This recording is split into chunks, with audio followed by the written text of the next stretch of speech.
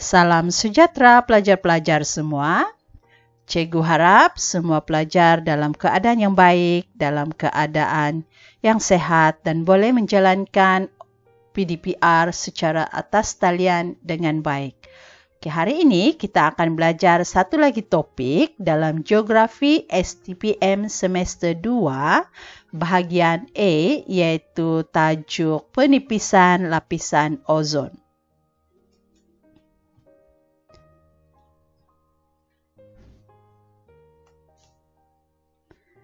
Untuk tajuk penipisan lapisan ozon, kita belajar 5 objektif, iaitu yang pertama kita akan belajar definisi konsep penipisan lapisan ozon.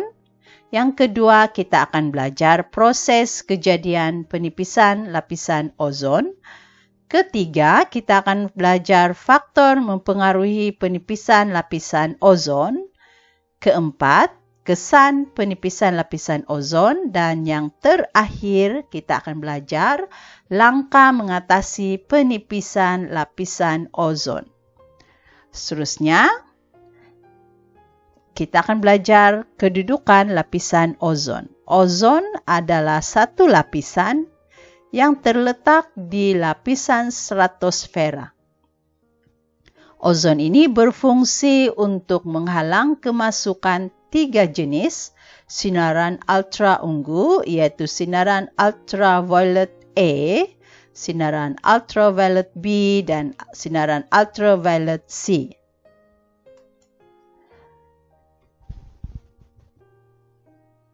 Pelajar-pelajar semua, kita akan belajar objektif pembelajaran yang pertama, yaitu definisi penipisan lapisan ozon. Apakah yang dimaksudkan dengan penipisan lapisan ozon?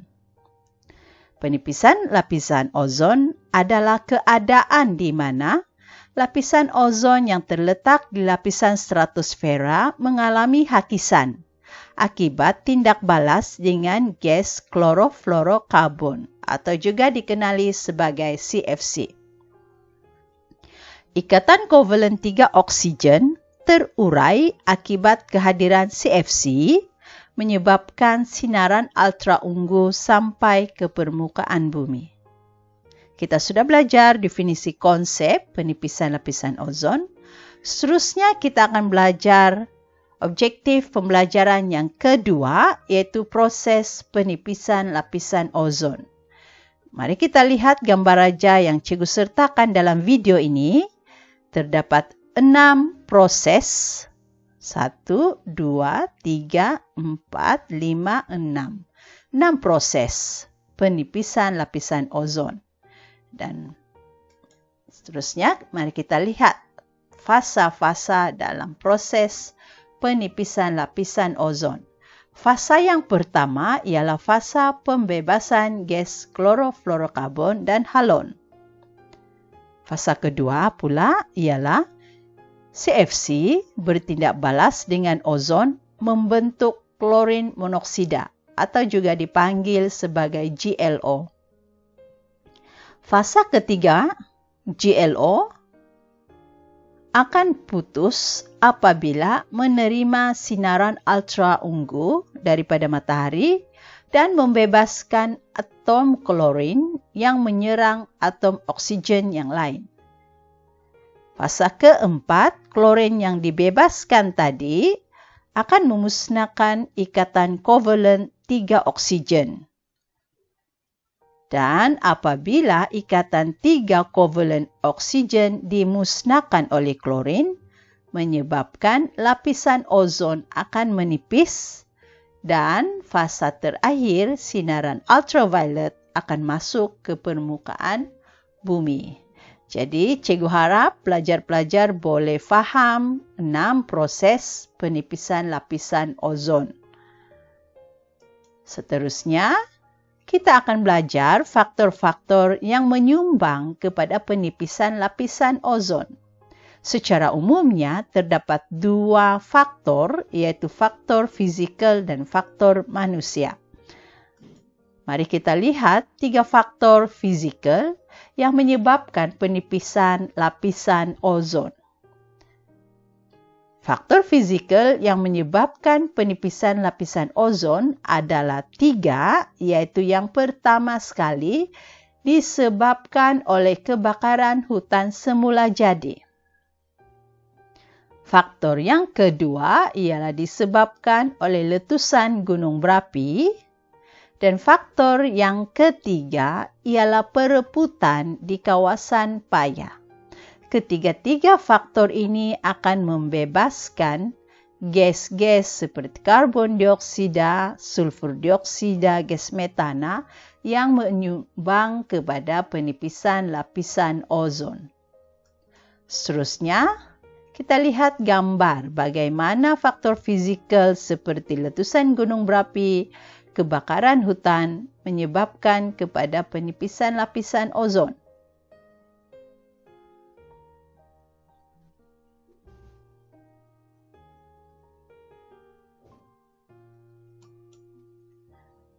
Pelajar-pelajar semua, seterusnya kita akan belajar faktor aktiviti manusia yang menjadi penyumbang utama kepada penipisan lapisan ozon. Aktiviti manusia yang pertama ialah aktiviti pengangkutan.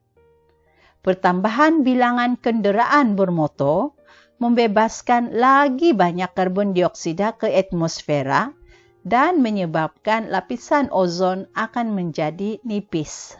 Seterusnya, aktiviti manusia yang paling banyak juga menyumbang kepada penipisan lapisan ozon ialah aktiviti perindustrian. Kilang-kilang memproses tilam, foam, polistiren banyak membebaskan gas klorofluorokarbon. Aktiviti perindustrian inilah yang jadi penyumbang utama kepada penipisan lapisan ozon. Seterusnya, mari kita lihat faktor aktiviti manusia yang seterusnya. Aktiviti manusia yang turut menyumbang kepada penipisan lapisan ozon ialah ujian senjata nuklir. Ujian senjata nuklir membebaskan gas klorofluorokarbon dalam jumlah yang sangat banyak ke atmosfera dan menipiskan lapisan ozon. Selain daripada itu, faktor aktiviti manusia yang seterusnya ialah aktiviti domestik. Penggunaan penghawa dingin, peti sejuk, aerosol di dalam rumah menyebabkan pembebasan banyak gas klorofluorokarbon ke atmosfera.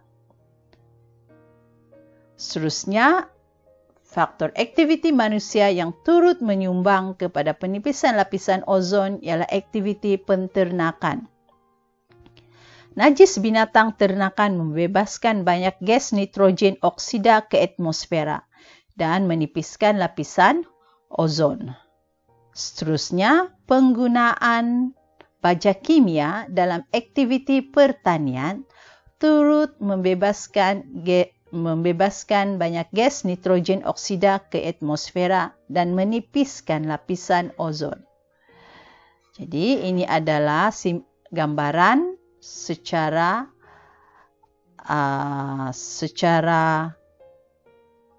mendalam tentang faktor fizikal dan faktor manusia yang menyumbang kepada penipisan lapisan ozon.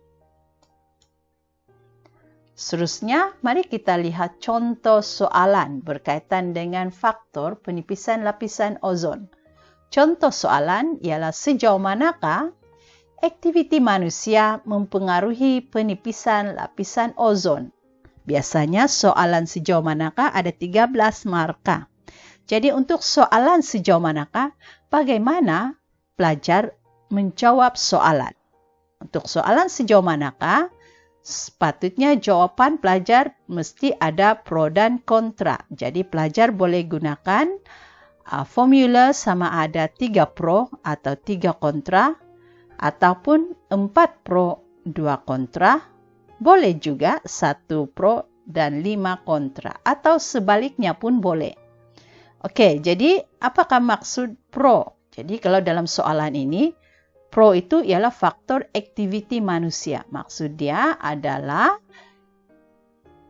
soalan ini dia mengkehendaki pro-nya adalah aktiviti manusia. Apa yang tertulis dalam faktor yang tertulis di dalam soalan. Okey, selain itu dalam soalan ini juga kita dapat perkataan mempengaruhi. Mempengaruhi. Jika terdapat perkataan mempengaruhi dalam soalan, pelajar perlu menyatakan beberapa frasa yang penting, iaitu sama ada meningkat, menurun, kurang, banyak, tinggi, rendah, contohnya. Jadi perkataan ini mesti ditulis di dalam teks fakta ataupun dalam huraian. Okey, seterusnya kita akan tengok faktor aktiviti manusia seperti mana yang tertulis dalam soalan, iaitu aktiviti manusia. Jadi aktiviti manusia adalah pro. Saya bagi contoh, ada 3 aktiviti manusia, iaitu aktiviti perindustrian, aktiviti pengangkutan, dan aktiviti domestik. Dalam rangka jawapan ini, saya menggunakan formula 3+3, di mana 3 pro dan 3 kontra. Kontranya ialah faktor lain, selain daripada faktor aktiviti manusia. Jadi dalam contoh ini, saya menggunakan kebakaran hutan semula jadi, letusan gunung berapi, dan perebutan di kawasan Payang. Oleh sebab soalan ini adalah soalan sejauh manakah? 13 markah, jadi 1 markah lagi diperolehi daripada kesimpulan. Lazimnya untuk soalan sejauh manakah, pelajar perlu buat penegasan. Penegasan itu biasanya boleh guna di tengah, di bahagian pengenalan atau di bahagian kesimpulan. Tapi bagi saya lebih gemar pelajar saya membuat penegasan jawapan di dalam kesimpulan supaya pemeriksa akan lebih senang untuk nampak penegasan pelajar. Okey, seterusnya kita akan tengok contoh jawapan. Contoh jawapan yang pertama ialah aktiviti perindustrian. Aktiviti perindustrian seperti kilang membuat polistiren banyak membebaskan gas klorofluorokarbon yang bertindak menipiskan lapisan ozon. Seterusnya yang kedua ialah aktiviti pengangkutan. Huraiannya, pertambahan bilangan kenderaan bermotor menyebabkan pertambahan pembebasan gas karbon dioksida ke atmosfera yang bertindak menipiskan lapisan ozon. Yang ketiga ialah aktiviti domestik. Pertambahan penggunaan penghawa dingin, aerosol dan peti sejuk di rumah membebaskan lebih banyak klorofluorokarbon dan bertindak menipiskan lapisan ozon. Kalau kamu perhatikan contoh jawapan cikgu tadi, setiap bahagian cikgu akan membuat pertambahan sebab cikgu sedang menjawab frasa mempengaruhi. Bererti mesti ada istilah pertambahan dan sebagainya. Okey, seterusnya. Fakta keempat, ini adalah fakta selain daripada faktor manusia, iaitu kebakaran hutan semula jadi. Kebakaran hutan secara semula jadi membebaskan lebih banyak gas karbon dioksida ke atmosfera yang bertindak menipiskan lapisan ozon. Ingat, lebih banyak gas karbon dioksida. Itu adalah frasa yang sangat penting dalam menjawab soalan yang mempunyai perkataan mempengaruhi. Okey, seterusnya ialah letusan gunung berapi. Letusan gunung berapi membebaskan lebih banyak gas karbon dioksida dan sulfur dioksida yang bertindak menipiskan lapisan ozon. Cikgu ulang sekali lagi, cikgu menggunakan frasa lebih banyak atau bertambah untuk menjawab perkataan mempengaruhi. Dan fakta yang terakhir ialah perebutan di kawasan Payang. Perebutan di kawasan paya membebaskan lebih banyak gas metana dan nitrogen oksida yang bertindak menipiskan lapisan ozon. Dan suka saya ingatkan pelajar-pelajar, sila nyatakan nama gas dengan khusus. Jangan menggunakan nama gas secara umum. Oke, ini adalah contoh kesimpulan yang saya selalu gunakan dalam jawaban pelajar. Contohnya, kesimpulannya, aktiviti manusia menyumbang kepada penipisan lapisan ozon. Bagaimanapun, terdapat faktor lain yang turut mempengaruhi penipisan lapisan ozon, yaitu faktor fizikal, seperti letusan gunung berapi, kebakaran hutan semula jadi, dan perebutan di kawasan paya. Jadi, ini adalah contoh membuat kesimpulan atau penegasan untuk soalan sejauh manakah.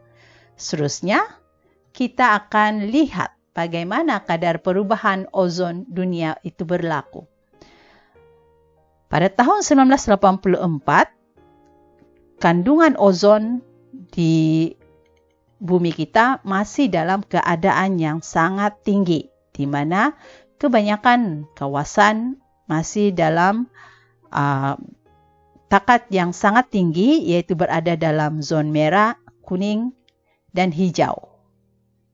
Tapi selepas tahun 1997, kita akan lihat di sini, terdapat kawasan yang sudah mempunyai kandungan ozon yang sangat rendah.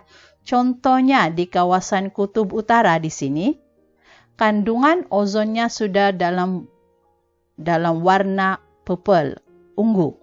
Ini menunjukkan kawasan Kutub Utara sudah menerima, kawasan Kutub Utara mempunyai kandungan ozon yang sangat rendah berbanding dengan kawasan-kawasan yang lain. Kita lihat pula jumlah lubang ozon yang terdapat pada tahun 1979 hingga tahun 2014. Oke, pada tahun 1979, kandungan ozon, lubang ozon sangat sedikit.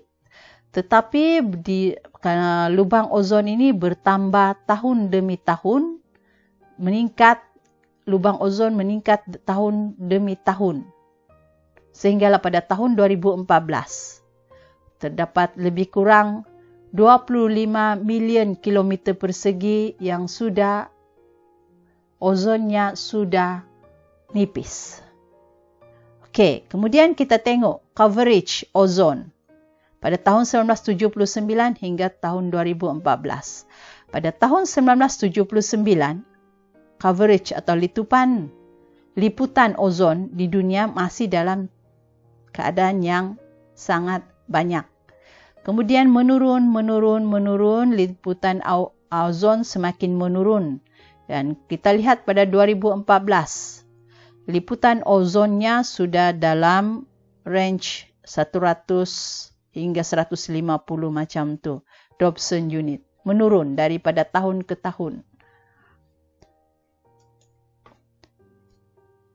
Apa berlaku jika lapisan ozon kita semakin nipis? Jadi, seterusnya kita akan belajar kesan penipisan lapisan ozon. Kesan penipisan lapisan ozon terhadap alam sekitar manusia atau persekitaran manusia menyebabkan kepada penyakit. Contohnya penyakit kanser kulit. Oke, seterusnya gangguan aktiviti sosial. Gangguan aktiviti ekonomi, ketidakselesaan, peningkatan kos hidup, dan bekalan air domestik terjejas. Bagaimana kita mengatasi masalah ini? Oke, terdapat dua langkah mengatasi penipisan lapisan ozon, yaitu yang pertama ialah langkah perundangan. Langkah perundangan iaitu yang pertama penguatkuasaan undang-undang. Langkah kedua ialah pemantauan. Langkah ketiga ialah akta dan perundangan.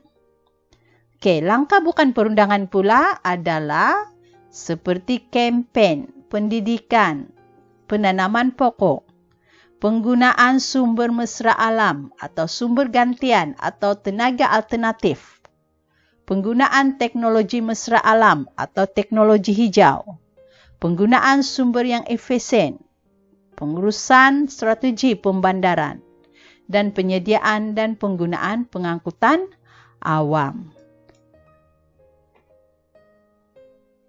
Okey, tadi kita sudah belajar 2 langkah.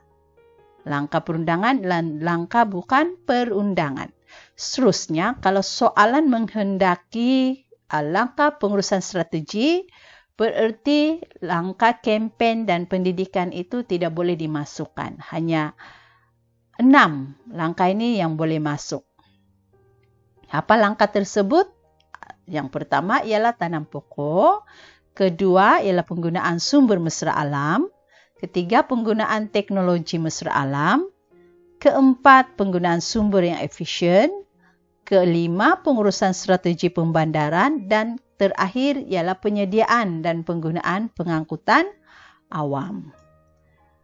Seterusnya kita akan tengok contoh soalan kedua untuk soalan langkah. Contoh soalan ialah cadangkan langkah pengurusan strategi yang boleh dilaksanakan untuk mengatasi penipisan lapisan ozon 12 markah. Bererti untuk soalan ini, pelajar perlu perhatikan kehendak soalan iaitu cadangkan. Bagi soalan cadangkan, perlu ada perkataan penambahbaikan di fakta dan juga dalam huraian. Contoh perkataan penambahbaikan yang perlu ditulis oleh pelajar ialah seperti meningkatkan, memperluaskan, menambah, mewajibkan, memperketatkan dan sebagainya. Jadi perkataan-perkataan ini perlu ditulis oleh pelajar dalam bahagian fakta dan juga huraian.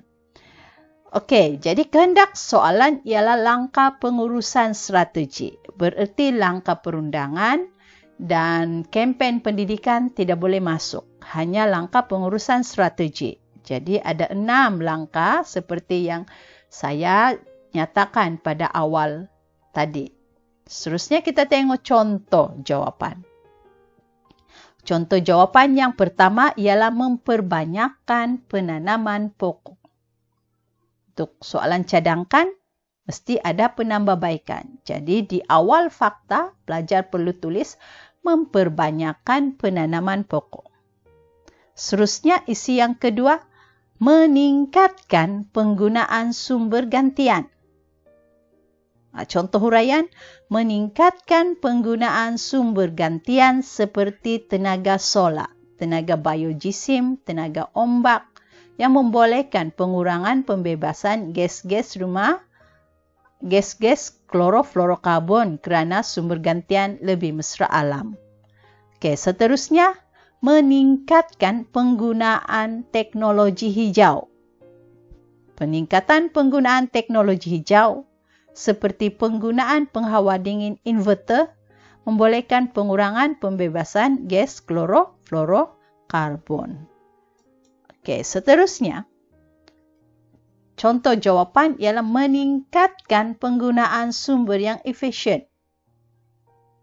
Kelima, memperluaskan pengurusan strategi pembandaran.